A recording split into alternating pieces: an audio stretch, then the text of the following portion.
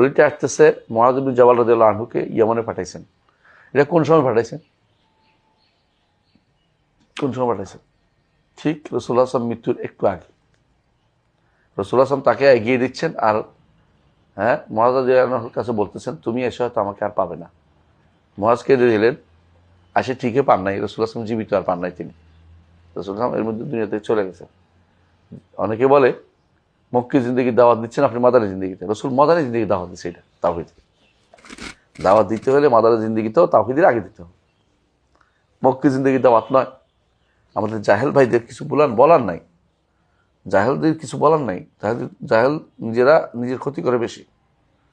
আর জাহেল আদু নাফসিহি, নিজের ক্ষতি বেশি করে। এই তাওহীদের দাওয়াত শুধু মদিনা মক্কি জিন্দেগির দাওয়াত নয়, তাওহীদ দাওয়াত সার্বক্ষণিক দাওয়াত, প্রতি মুহূর্তের দাওয়াত।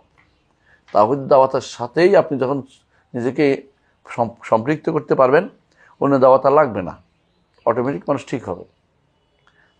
শেখ হাসান মাহমুদ আব্দুল ওয়াহাব রহমতুল্লাহ আলাইহি তাওহীদ দাওয়াত দিয়েছেন, একটা রাষ্ট্র প্রতিষ্ঠিত হয়েছে তাওহীদের উপরে। আজও তারা টিকে আছে তাওহীদের কারণে, এবং তাওহীদের কারণে তারা গর্ববোধ করে। পৃথিবীর সব জায়গাতে তারা এই জন্য সম্মানিত হয় তাওহীদের কারণে। কবর পূজা নাই, মাজার পূজা নাই, মাজারিরা পছন্দ করে না এই কারণে, দেওবন্দিরাও পছন্দ করে না কি কারণে? এই কারণে, কারণ তিনি তাওহীদের উপর কঠোর ছিলেন, একটু ছাড় দেন নাই। তাওহীদের উপর কঠোর যেটা হয়েছে এটাই হচ্ছে নীতি, এটা কঠোর না, এটাই হচ্ছে আসল নীতি। এটা কঠোর বলাটা ঠিক না, কিন্তু উনি কঠোর বলছে, অনেকে বলে যে কঠোর হয়েছে, কঠোর না তো, ঠিক নীতিটাই নিছেন।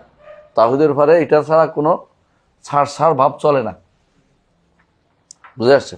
তো পড়ি আমরা হাদাসানা